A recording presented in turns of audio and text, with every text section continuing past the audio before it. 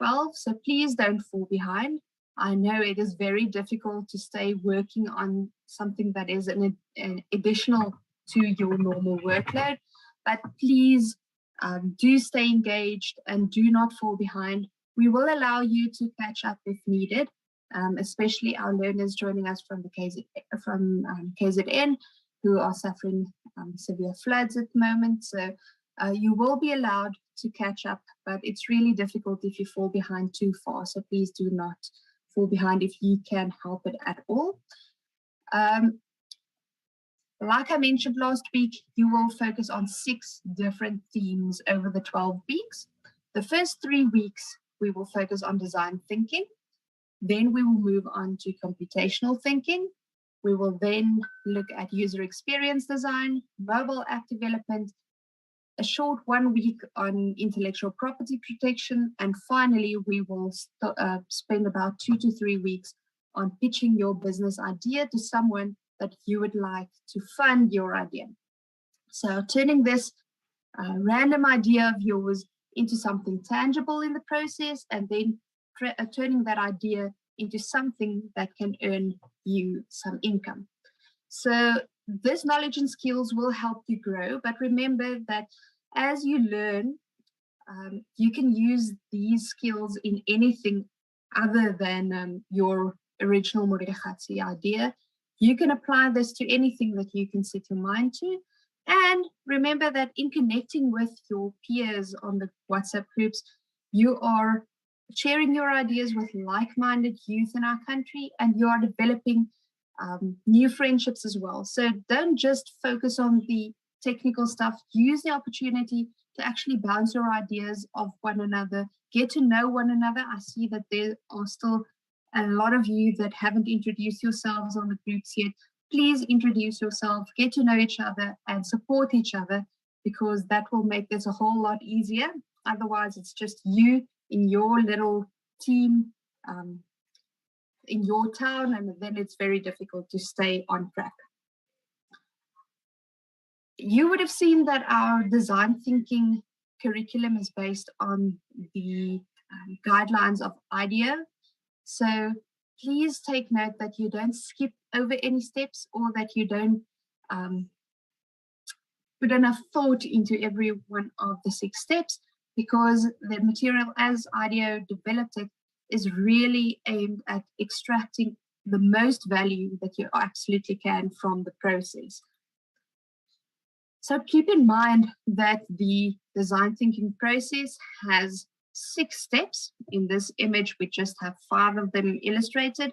Firstly, the empathize and define steps that you focused on over this past week, learning about your audience, and then constructing the point of view of your user needs. So really rethinking your question and the problem from the user's side, and making sure that you're not creating a solution that you think will be cool, but that you create a solution that will actually be helpful to your end user. This week, you will focus on ideate and prototype. This means that firstly, you will brainstorm and come up with a number of creative solutions, and then some of those solutions will be excellent ideas. And you will take them and build prototypes, at least one, but maybe more, of those ideas that you can then in the next week test with others. And then finally, the last step will be telling your story. So using storytelling to actually convey this message. But in this week, focus on ideation and prototyping. Don't test your ideas with anyone yet. We will have a structured way of testing those ideas with your end users next week. So this week, generate a whole lot of ideas of how you could possibly solve your problem. And don't get stuck on what you entered with. Anything can still change at this point in time. So remember that anything is possible. So create as many possible solutions, some ridiculous, some really plausible, just to get your creative juices flowing in the ideate phase. And then in the prototyping phase, you will create a small little version, and you'll see when you watch the videos how you could create prototypes of a process where you could create a walkthrough of a specific scenario, or if it's an app, create screens that fit on your cell phone with buttons that you create with drawings to feel how it will feel to interact on an interface that looks that way. So really put some creative effort into your actions this week. It will really pay off once you get to the testing phase. You will see that you will even get some more ideas as you start testing your own solutions by just really thinking how someone will be using your own solution. And remember to stay connected for support. If you have any questions, send them on the group. Don't send them via direct message either to me or to your group assistant. Please ask them on the group. You would have seen that you guys are really much faster than we are to respond, so you can help each other. And a lot of the time we've seen that maybe if you misunderstand something, there's someone else on the group that can help us translate into a language that you understand. So if you are unsure about anything, ask your questions on the group, and also connect with us on social media. And remember, when you are going through this process, take some pictures, post it on social media, and share it with us by tagging us in all of your posts. I've also included the hashtags that we would like you to use. But as promised, we will develop more than just your technical skills in this program. So this week, our focus will be on protecting yourself. So last week, we focused on the importance of play. Today will be a playful way of getting familiar with the practice of protecting yourself. And for that purpose, today we are welcoming Ms. Lenique Honnekom and Gerard Visagi, and we are really excited to hear what they would like to share with us today. So I hand over to you, Lenique. Thank you, Prof. Lenta. I'm going to share my screen and then start off with our presentation. So welcome back, everyone. The Care to Kids division of the Center for Health and Human Performance are looking forward to spend time with you again today. We trust that you are enjoying the Modiragatsi competition. So let's continue sharing information with you on how to power up yourself to be a change factor in your life and in your community. Another superpower for you to discover. Last week, we spoke about the importance of playful moments for setting your brain to optimal thinking. We also alerted you to the fact that it is a common mistake for us to think that our brain is designed for thinking.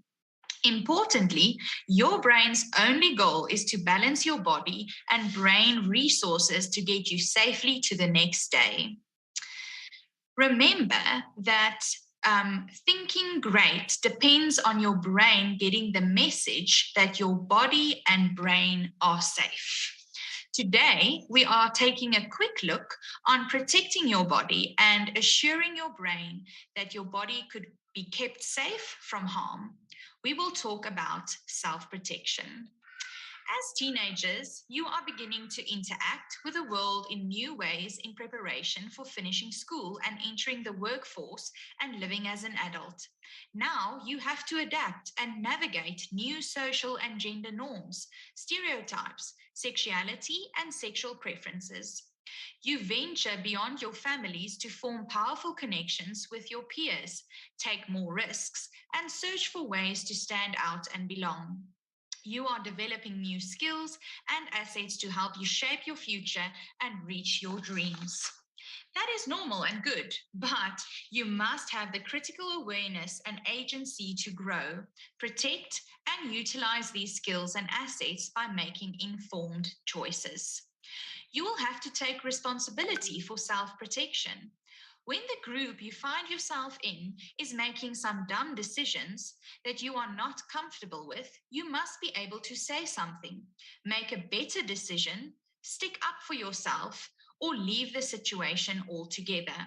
Always be prepared.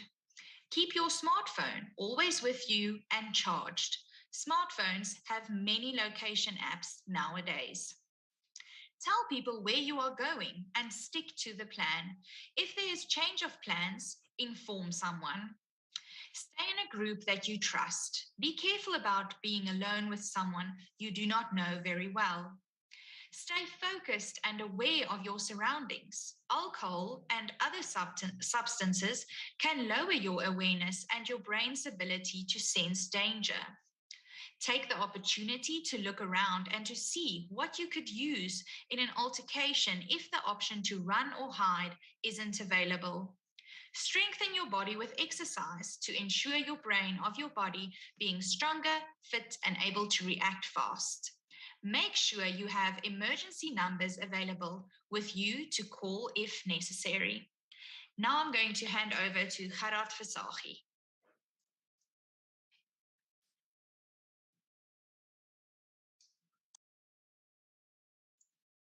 Hi, Lanique.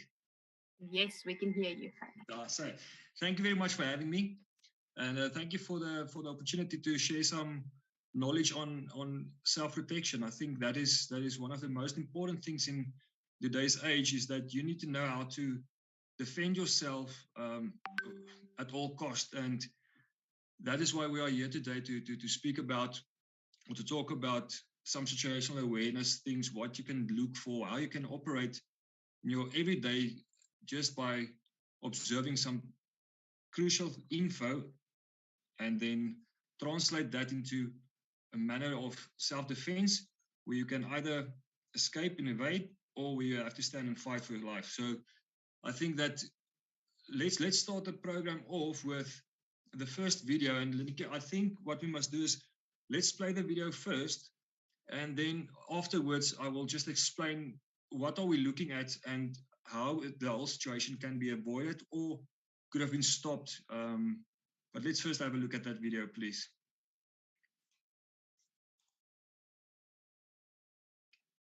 So here we see a lot of people in a restaurant, everyone minding their own business.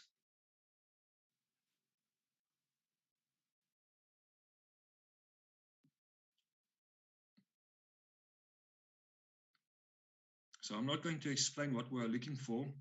After this video, then I will explain what happened, and we can look at the video again, and then we will discuss the information that we gathered from the video.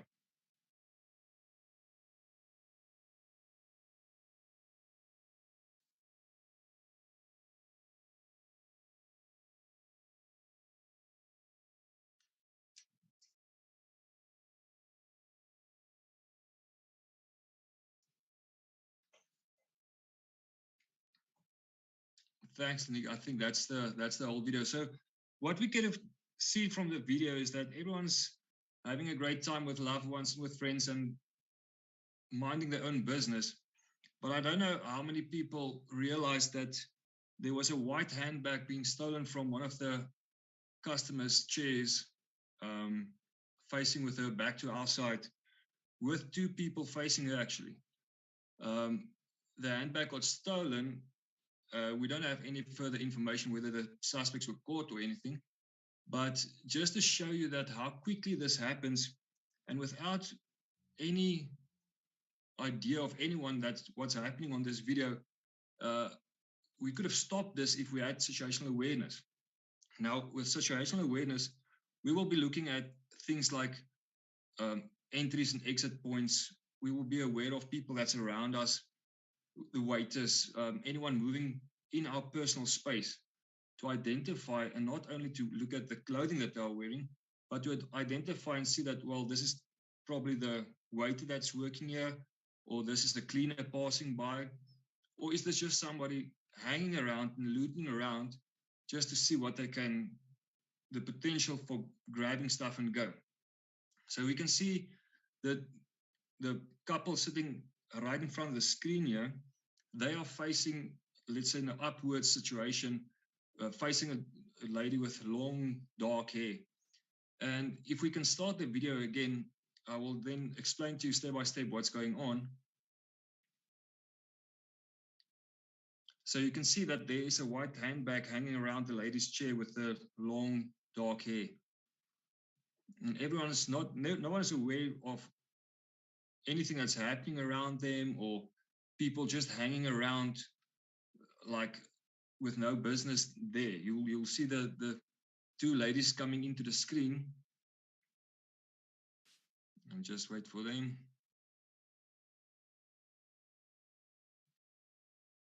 So if we can pause the video there,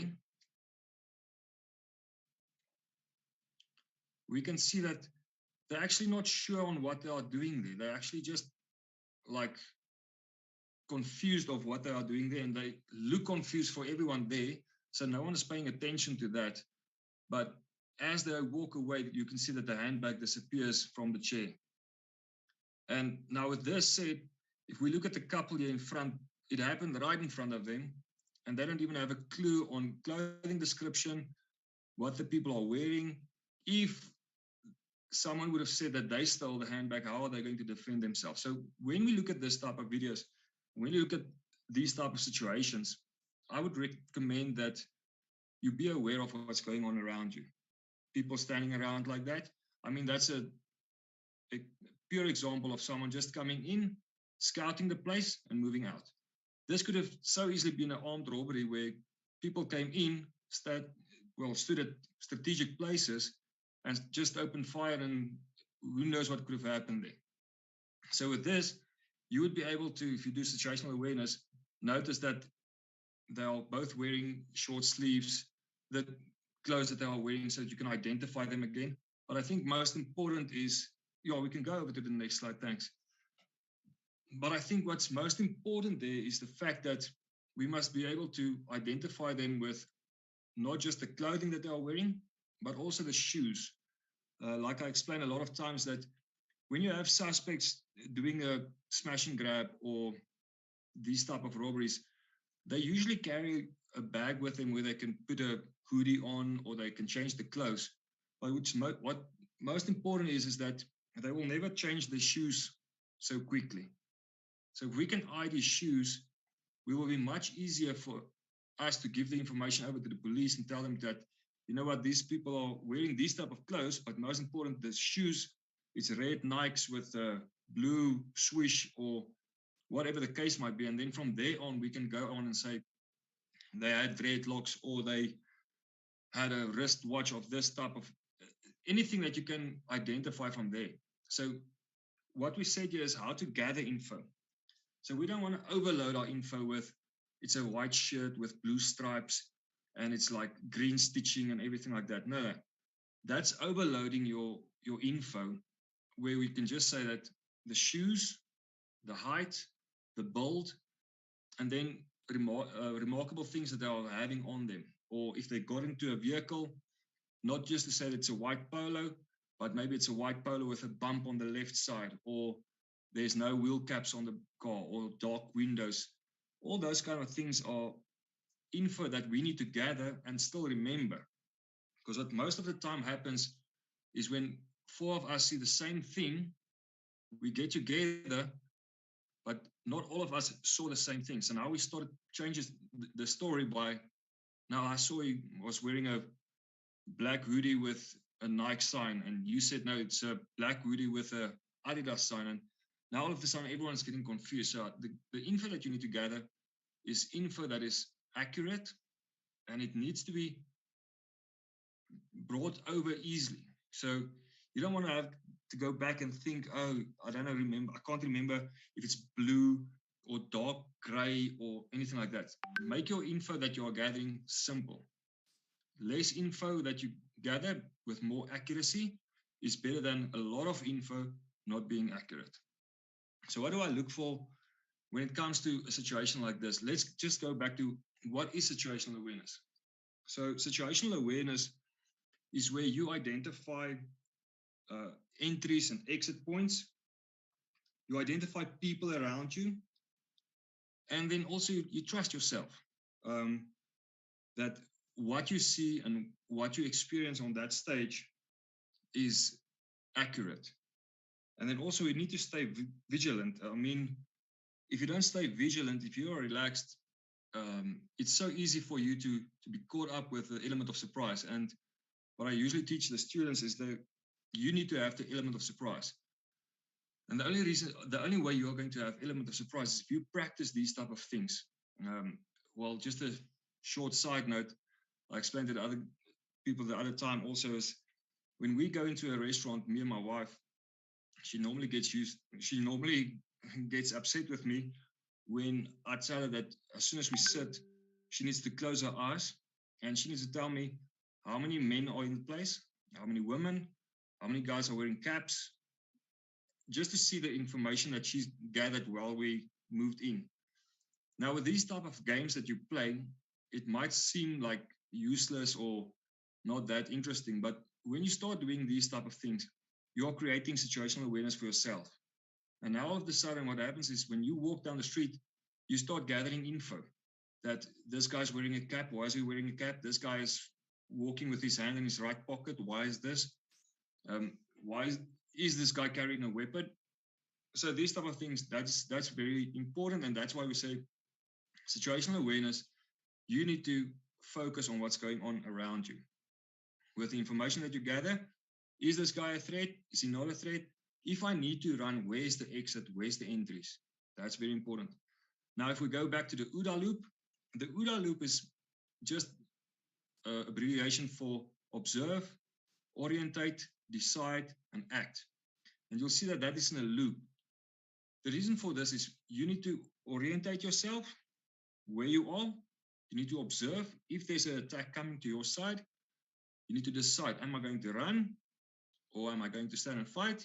And then the act is, if I decide to run, where am I going to run to? Now we need to go back to the observation again.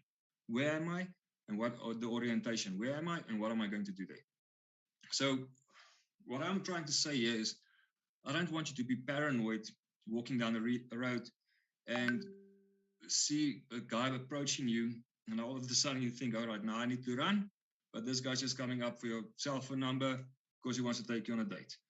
So please don't be paranoid about these type of things, but be aware that you need to have a comfortable space between you and the person that's facing you. And with comfortable space, we can start to be more comfortable. What I usually also tell people when they're walking from long distance, say from point A to point B, and you need to go from your house to the grocery store or wherever, and you are walking.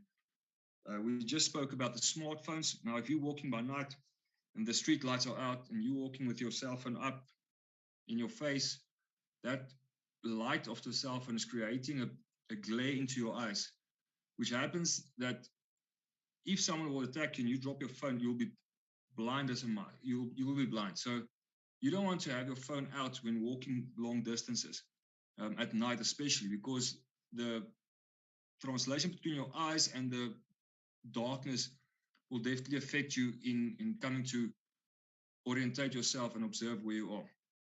Also, when you do walk, I like to give the tip of, people think I'm crazy. I believe people think I'm crazy.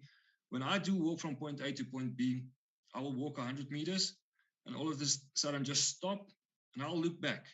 I'll try and find out if there is someone following me, because if I stop every 100 meters or 150 meters, I will eventually pick up if someone is following me, and I can change my direction. And that's important. You need to know when to change direction, and if you change direction, where are you going to? Again, it comes back to the orientation of where you are. Lenik, I think we can skip to the next slide, please. Just to pause it there quickly, please. Okay. So what we are going to do now is we're going to have a look at what we call a fighting stance. Now, the clever people usually say you need to get a fighting stance as your everyday stance, and need to have an everyday stance as your fighting stance. So with a fighting stance, the thing about a fighting stance is, I don't want you to become a MMA fighter, with all due respect, or a skull breaker or anything like that. The thing about a fighting stance is that it will give you balance. And you'll see in the video now also how we explain the balance of what the fighting stance provide to you, and then also the natural block. So if it happens that you might get thrown offside and all of a sudden you need to defend yourself, if you adapt to this fighting stance, this will most definitely make a 60% less harmful on yourself when an attacker is attacking you and you have this fighting stance. So I would like to encourage you to try this fighting stance and feel how it feels, and then try to understand the mechanics behind the fighting stance of how to move, where your hands need to be, and the balance where you want to be. Because as I explained in this video as well, is that when you don't have balance in a fight, the fight will 90% of the time end up on the ground. And that's not a place where you want to be with an attacker on top of you. We definitely don't want to go to the ground if we don't know groundwork. But with the fighting stance will give us the opportunity to evade and escape. And that's what we want. If you want your strong foot at the back, so you can kick off from a back foot and you can start running. So we can play the video, please. Let's get into the fighting stance. Most important thing about a fighting stance is for you to have balance. When you don't have balance, you go to the ground, the attacker is on you, and with the attacker on you, who knows what's going to happen there. So what's important about a fighting stance is that we need to have balance. From the balance, we are in the fighting stance, this is a natural block already. So you don't have to have all kinds of blocks. This is your block. All right, so let's break it down. So the fighting stance, what we want to do is feet shoulder width apart. Your strong foot is moving back, the heel up at the back, knees slightly bent. Your shoulders, we roll them in, hands come up, elbows tucked into the sides. This is also to defend you from a blow against the stomach. And then also your hands here on the face to cover for the punch that's coming to your head. So this is your natural fighting stance. This is a natural block. You don't have to go through all the other things. With a fighting stance, with this block that you have here, you can move freely without falling over. You can move forward. You can move backwards. You can move to the side. And you can move to the other side without falling over. This is much important because if you fall, who knows what's going to happen on the ground. So let's break it down. The fist, what we want to do, you want to roll it from the pinky downwards. You want to lock it with your thumb. You can turn your hand like this. You want to tilt your fist slightly inwards so that all the bones in your hand forms one line. And then when you want to punch, you punch with these two knuckles because they are the biggest ones. If I can turn to the side, when you punch, you don't want to hyperextend your arm because this might get the injury here. So just from there, slightly out and back. So the moment you make contact with the person or with the target, that's where you push to. So that's in short how the fighting stance looks and how the mechanics of the fighting stance works. Thank you so much. So just to get into this video, when we talk about a fighting stance, this means that the attacker is really, the aggressor is going to attack you. That's definite. That's why we say we make our fists. But when someone is approaching you and you do feel uncomfortable, that's why we said we do trust ourselves. If you do feel uncomfortable, but you don't want to make a scene yet, then instead of making your fist by your chin, you open your hands like in a surrender way. Because with your hands open, the attacker or the aggressor will also see that I'm not a threat to you, I surrender, and I would like you rather to move away from me. With your hands open, you can start moving around and try and see where your escape routes are. You can do the observation, like we said, the OODA loop, the orientation, observation. Now we're going to decide. With our hands open, we show this aggressor that we are not a threat to him. So either he's going to pass or he might attack. Now when he attacks, that's when we close our fists. And now we decide, are we going to stand and fight, which I won't recommend, or are we going to run, which I would definitely recommend, because it's always better to run than to stand and fight. But if the need is there to fight, we would like you to know how to fight. So now we are going to move over to the next slide, where we are going to explain to you what we call distance control. Now, with any situation like this is that we have a saying, and we'll see it in the video as well. I don't want to repeat it now, but I'm just going to mention this, that he who controls the distance controls the damage. And that is very important. So you'll see now in the video that how, if the distance is not controlled, how you're going to end up in a situation where someone is going to get hurt. When it comes to distance control, we have a saying, he who controls the distance, controls the damage. Manage the distance, manage the damage. So there's 3 zones in distance control. It's the green zone, the red zone, and the green zone. Now you might find yourself in one of those situations and you need to move from the green zone to the red zone to the green zone or other way around.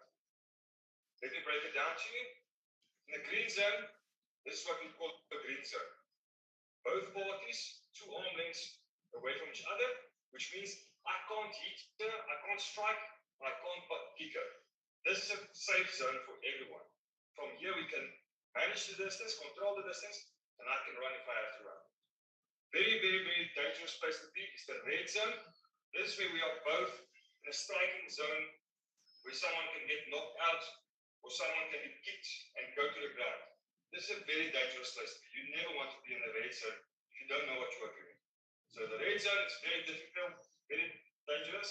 And then from there, we've got another green zone. People say, what's a green zone? And this is where it gets uncomfortable. So when this person tries to hit you, you go in and you make contact. All right. So if you are in the contact here in another green zone, if you are there, I can't hit you because these punches here is just arm punches. There's no power here because I can't copy that to give you a punch. What happens if I'm going here for the face? Still, there's not that much power. You can still have a blow or 2 from here. It's fine. But what you want to do is from here, you'll go to the ground. But that's a little bit more advanced. So just to recap again, green zone, 2 arm lengths, red zone, dangerous place. You don't want to be here. And another one, the other green zone, that's where you want to be. From here, you can maintain the distance and you can control the attacker. Thanks.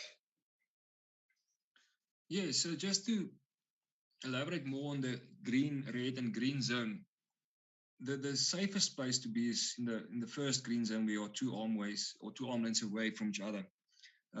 But sometimes this will happen so fast that before you know it, that you will definitely be either in the next green zone or in the red zone. Now with the next green zone, if you are close to each other, body against body, what nice is about the green zone, if you know what to do in the green zone there, statistics have shown that if you can keep someone there for 100 seconds, that guy you will basically overpower his mind and he will actually surrender.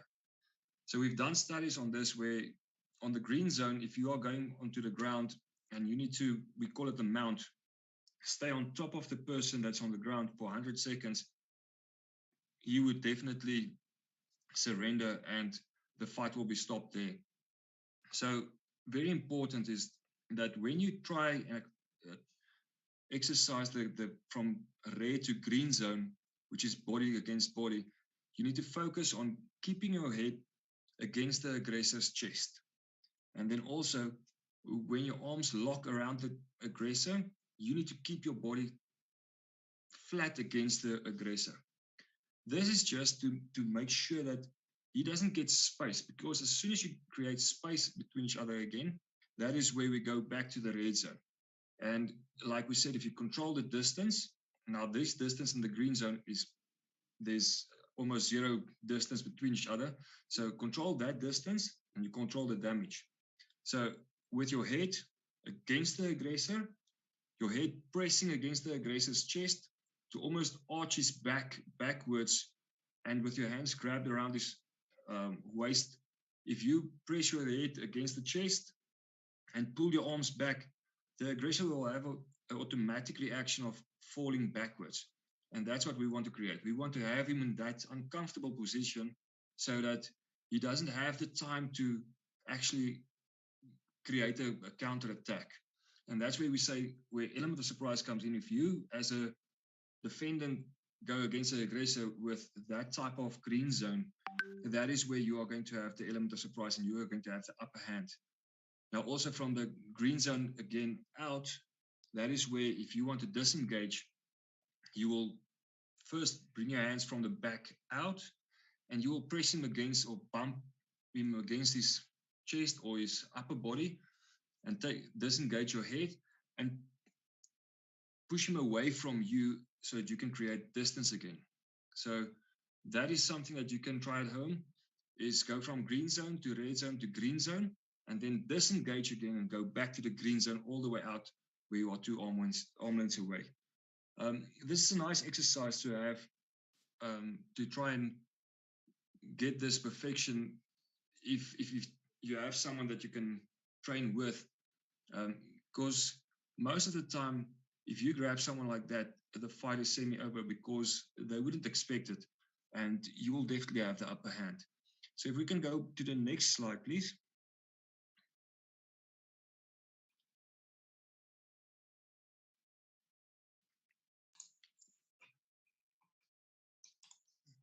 When we come to a one-arm grab on the same side arm, this you'll see a lot in when people are being abducted, where they start pulling and they want to get you to move to one side, but you want to go to another side. Now we have this tug of war. This tug of war is a bad space to be. The reason why I'm saying this is when I'm pulling to this side and you're pulling me back to your side, as soon as I do this, you're going down. All right. So we don't want this. We don't want a tug of war. We don't want to fight here. Remember what we said in the beginning? This again was from the green zone to a red zone. That's what we want to be. Now from here you can't disengage and go to the green zone again. So what we need to do is we need to what we call break the wrist. We read the book, you open your hand, you turn your hand from the outside in, give a little step in, and then with the other hand grab your wrist and pull back. And from there you run and you control the distance. Let's just show that again to you. No matter how strong the guy is, no matter who he is, if he grabs you like this, if you go from outside, inside, and pull back, there's no power, no one can hold you like that. You break your wrist outside, out, and from the out, pull back, and you run. So that's what we are going to focus on for the one-arm grab on the same side. Yeah, so just to explain it a little bit more, the reason why someone would grab you like that is for a couple of reasons. Most of them, I think, would be definitely to either pull you into a dark alley or try and get you into a vehicle. I think what I left out there is one of the most important things that you need to do as a self-defender is you need to raise your voice. As soon as you get the attention of the public around you and bystanders around you, that is where the aggressor would definitely have a second thought on trying to engage with you. So when I say raise your voice, I mean like literally raise your voice. You need to shout it out. Help, please don't hurt me. Leave me alone. I don't have anything. So all those type of things, you need to show him that you are afraid of him and you are not a threat to him, but in the same time, you are creating awareness around you for the people that are standing around you to also engage in the possible attack that is going to happen. So most important thing of any self-defense, I think, would be definitely we call it the verbal judo, is where you make such a big scene that no one wants to fight you, no one wants to attack you, no one wants to come near you. And with these type of things, if you realize that someone is trying to pull you to one side where you don't want to go, that is where you definitely need to raise your voice and do the verbal judo. But just to come back to that, now I know there's a couple of people that definitely going to try this at home and say, hubby or girlfriend or whoever, grab me by the wrist and let me try this. And you know, the first thing that they'll always do is they'll try and press your arm so hard that you feel like you're losing life in your hands. That is fine. You won't probably get it right the first time. But the thing is that you need to understand how the mechanics work. If you do twist your hand out and you do pull your hand back, there's no strength in that grip there. But now also, you can't just stand there and do it step by step, because then the aggressor will definitely know that something is happening. He will try and change his arm or change his grip. And that is where the problem can come in. So if someone do grab you like that, if you want to explain to him what you've just learned now, be aware that they might grab you so that you don't move. But be assured that when you do this move with the element of surprise of, please don't hurt me, please don't hurt me, I don't want to fight, and all of a sudden you do this move in one motion, not step by step, you are definitely out. I've never seen anyone with a grip like that can hold on if someone is doing this move. So it's not a thing about strength or power or anything like that. This is just the simple mechanics of opening the book, pulling the book back to you and reading the book and just step through. You will see that if you do this fast, the aggressor will actually be shocked and will probably get an injury on his wrist as well of the movement. So be careful when you do the move, but also try it first by step, and then from there on, move over to a one-hand movement or a one signal movement. Then you'll definitely feel the difference. And like I said, verbal judo is probably one of the most important things that you need to exercise first before doing any of the realistic self-defense moves. Try first the please don't hurt me, hands up, surrender. We call it the fake surrender. So do the fake surrender, and therefrom you'll be able to observe where you are, orientate, and move. Thank you. If you can move over to the next video, please. Yeah, now this is one of the baddest places to be. You'll see in the video also we explained that worst case scenario, you end up like this. Attack on top of you and you're on the ground. This is probably one of the baddest places to be. And this is definitely one of the hardest moves for me to explain to newcomers, is where I need to go and sit on top of someone and tell them that this is realistic. So this is how it's going to feel. So for me, this is uncomfortable. And even for those that we are learning or teaching this moves, this is also uncomfortable. But you need to learn how to feel comfortable and relaxed in this position so that you'll be able to do the move correctly. So we can start a video. So now worst case is this happens. You're on your back and the attacker is on top of you, pinning you to the ground. This is the baddest place you ever want to be. You don't want to be here ever. So let's show you on how to get out from here. The suspect is tracking you on your back.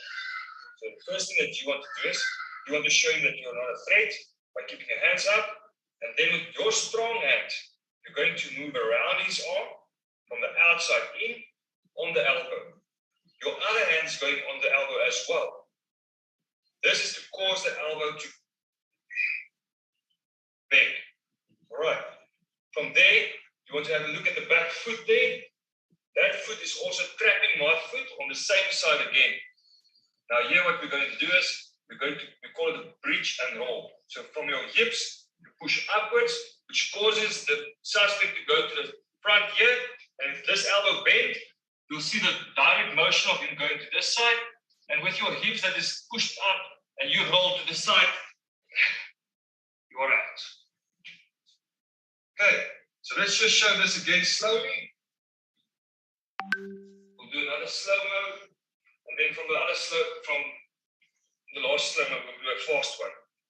Right, you are there, hands up, strong hand locking the elbow, other hand supporting the elbow, bend the elbow, hook the foot, reach the roll, and you're out. Great. So let's do one so that you can see how it will look in real life. Real life, suspects on top of you, trying to take your clothes off. Next moment, you're out.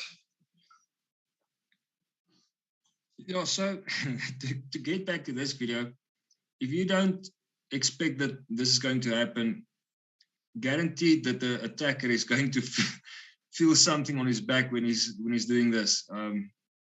Like when you roll over, and you're on top of the attacker, it's quite frightening when you think that you are pinning a lady or someone smaller than you on the ground, and the next moment you're on your back, and the person that you wanted to attack is now all of a sudden on top, standing in a fighting stance.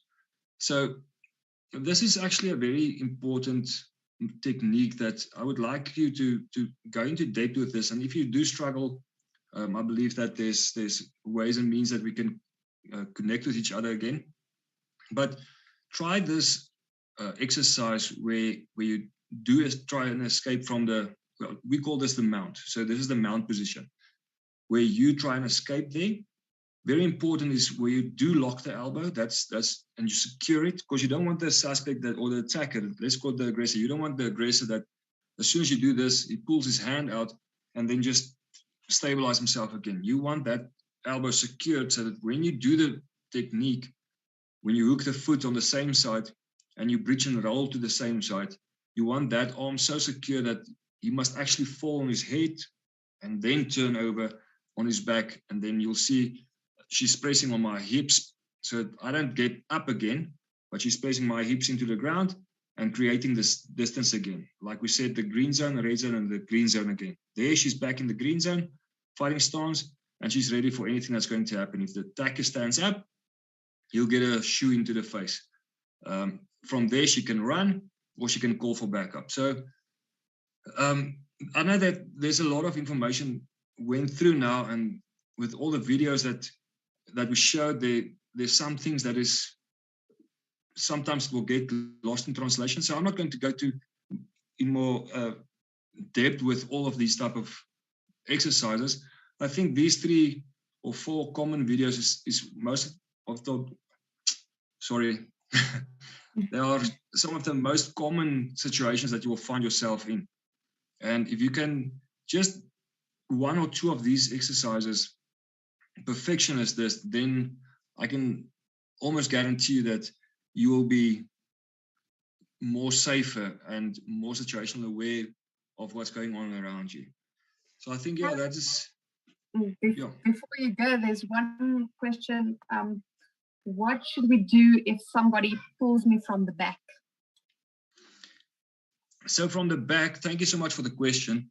If someone do pull you from the back, we have a technique there where if there's both hands around your body and pulling you from the back, the same thing that we will do there is if your arms are trapped, you will actually reach for the sky and drop down.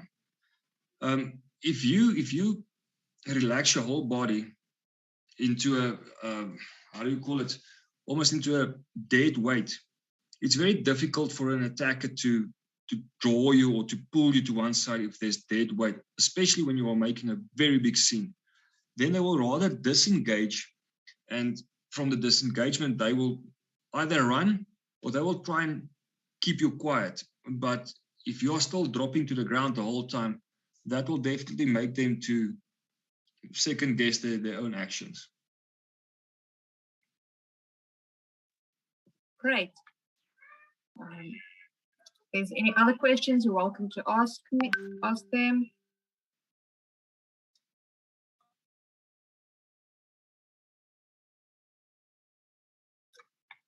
Okay, and thank you for sharing your number as well, Gerard. You're always welcome to ask your questions via the group, and we will communicate or create a channel for you to speak to Gerard.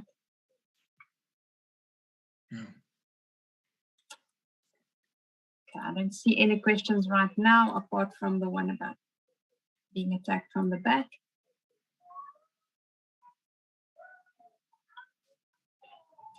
Okay, Lanique, I think you can go ahead. If there's another question, I will interrupt you. Thank you. Yes, I think we are just going to close off to say that next week we will talk about more the link between your tummy and your brain for optimal performance. So we are looking forward to seeing you next week again. Okay, thank you so much for everything and this valuable information, both Lanique and Gerard. We always love spending time with you. And yes, if there's any other questions related to either what they've covered or what has been covered during the Modiragatsi competition, your online exercises that you need to do, your assignments that you need to complete, you're more than welcome to ask them now, and I can answer them live, or you can ask them on the WhatsApp group as well. The general announcements group on WhatsApp is currently open for all of you to send messages on. As soon as we are back to as the session is over, you will be able to ask your questions on the topic specific or the category specific group again. Here's one for you, Gerard. So I'm glad that you're not gone yet. So how do you respond if an attacker has a firearm? Yeah, I usually get a lot of those questions where the aggressor has a firearm or a knife or a weapon, for that sake. The thing is, with a attacker having a weapon, I would surrender. That's the long and the short of anything. If you don't have a weapon, even if you do have a weapon and you do not have the appropriate training, I would rather surrender than to get so severe injured or even cause death that it's not just worth it. It's not worth it to keep myself and then die for myself, and that's definitely not the way I want to go. So with weapons, if we do training in, we call it more advanced training, where we do weapon training, where we do firearms, where we do knives, even just broomsticks for that matter. But that's in a more advanced class. I think what we are doing here is just an introduction to what we can do. And I think when it comes to weapons, if you do not have any background on self-defense or any martial art type of style, my suggestion would always be surrender. You can always get a new self, and you can always get, it's going to take time, yes, I understand, but it's not worth your life. So rather surrender and just give everything. Sorry, if I can just interrupt again there. When I say surrender, I don't mean just surrender, keep your head down and just give him everything. With surrender, I mean you gather the info that we spoke about in the beginning. The info of this guy's got a scrape against his head. The firearm is a handgun. It's not a rifle. It's a black, or it's a white, or it's a chrome, or whatever the color of the weapon might be. Info like that information is helpful for when we want to address the attacker or when we want to give the information to the police for an arrest. And those type of things are very important. So with situational awareness, coming back to information gathering, that is what you want to do. You want to gather as much information on the attacker by surrendering everything that you have and go straight from there and give the information to the nearest police officer. Okay, here we have another question for you. What should we do if an attacker says that you should not move? Interesting. If the attacker says you do not move and you can't see a weapon, it's fine. Stand still in your fighting stance. Keep your distance between you and him, and make that along with what we said with verbal judo. Help me. And if you always remember, this is very important. The distance control is so important. If you don't have distance control, if the suspect is in the red zone and he tells you don't move, you don't move. You try and make eye contact with someone that's in your surrounding, showing them that there's a distress. That's what I would suggest. But if you are in the green zone and the suspect or the aggressor tells you don't move, I would just fasten my tackies and I would run. That's the best advice I can give you, is just keep your distance, control the distance. If you don't control the distance, that's where things are going to get bad. So control the distance. If you don't need to move, you try and signal someone that there's definitely a distress going on. Keep your hands up, and then also the verbal judo. please don't hurt me. I'm standing still. You asked me to stand still. I'm standing still. Please don't hurt me. What do you want? I'll give you anything you want with your hands raised up. And then also the verbal judo, which creates awareness for the people around you to come and help you. Okay, here's another question. Are trackers useful in keeping us safe from attackers? Sorry, just come again. Are trackers useful in keeping us safe from attackers? Trackers? Yes. Like a tracking device? I suppose so, Kate. If you mean something other than a tracking device, please ask that, or please clarify. I think the most important thing about self-awareness or situational awareness is that any device that you have is just pure to give people the signal of where you last been. I mean, if they grab your cell phone and throw it in the river and they take you, that's where the tracking device will take you, is to the last known address or the last known point where you were. So a tracking device is a good thing, but also it gives you a sense of a false security, because you think that people will definitely know where you are, but how will they know if you are in stress? How will they know if you are attacked without you pressing a button to say that I'm in distress now? So tracking devices, it's a very nice thing to have if you use it correctly.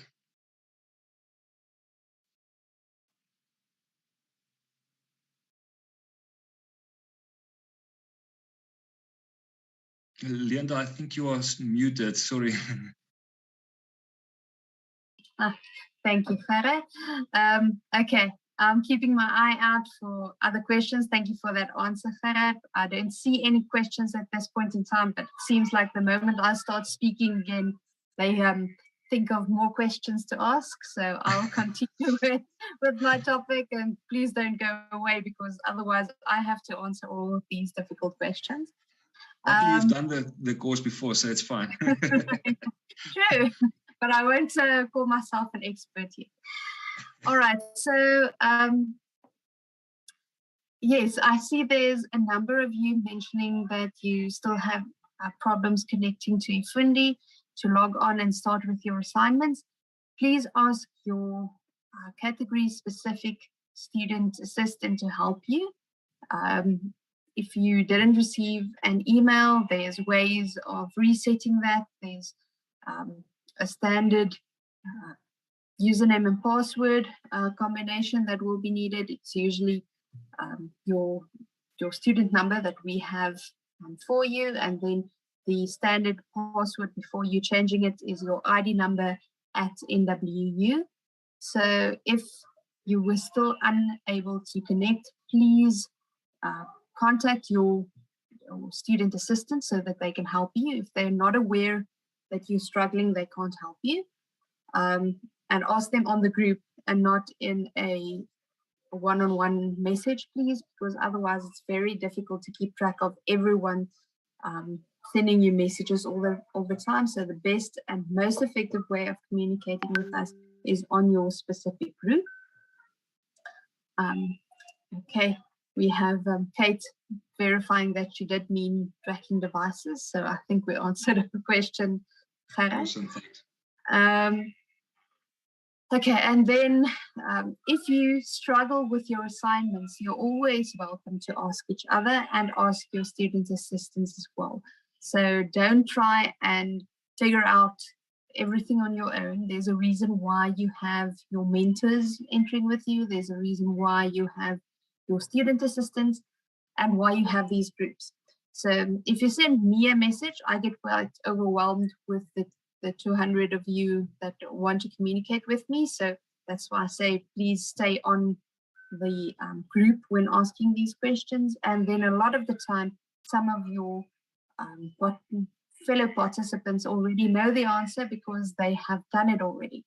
So please ask your questions on your various groups. That is also why you were divided into smaller groups, so that you're not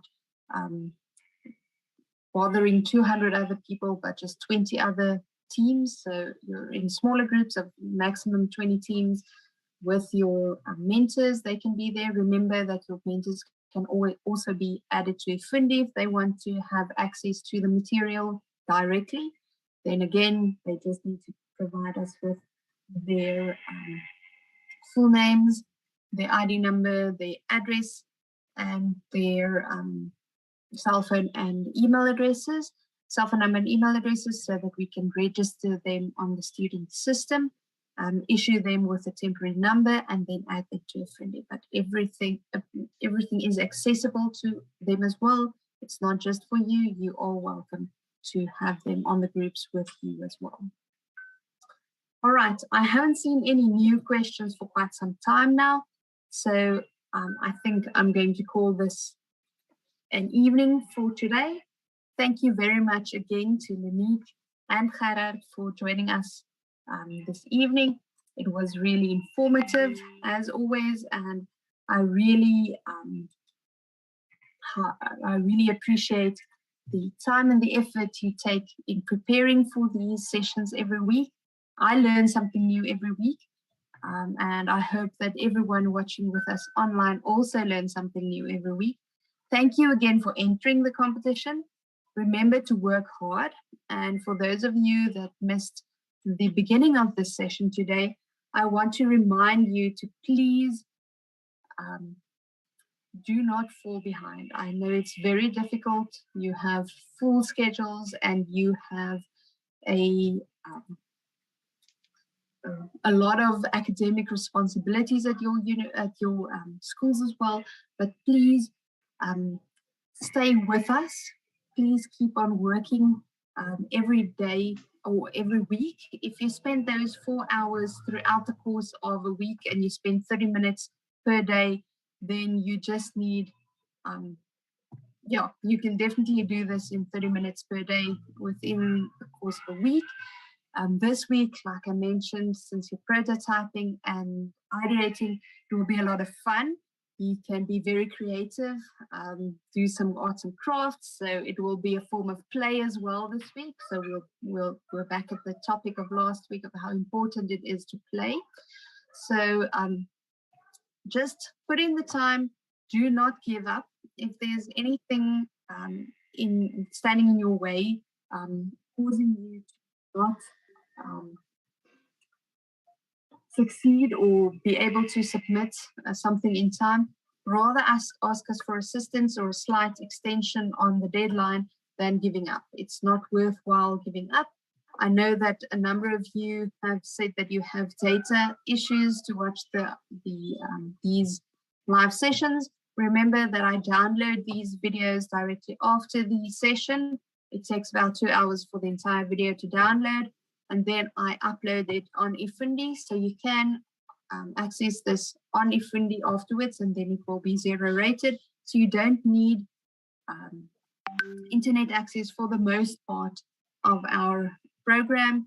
That is why we host it on eFundi and why we're not just giving you all of the training on YouTube in this way. So you don't need data, you just need time to diligently work on your assignments each week. And if you are uncertain, please just ask us and we will help you. I see there's another question coming through in terms of being able to connect. Again, just please ask your student assistant for your category specifically on your category specific group. So if it is the education group, ask it on the education group or on the environmental group. I'm going to close the comments on the general announcements group now. It was just for the sake of this interaction. It's much easier for me to monitor one group as opposed to the 6 different ones. But ask the questions on your group. If you're not able to connect, please notify your student assistant on that group, and they will help you to connect. So thank you very much for joining us. Thank you to our sponsor, Mesita, for making this program possible, and for the Northwest University Business School for hosting us this evening and helping us help you to create solutions for your communities that will change the world. So have a good evening and have a good week. And I'll see you again next week, Tuesday. Goodbye.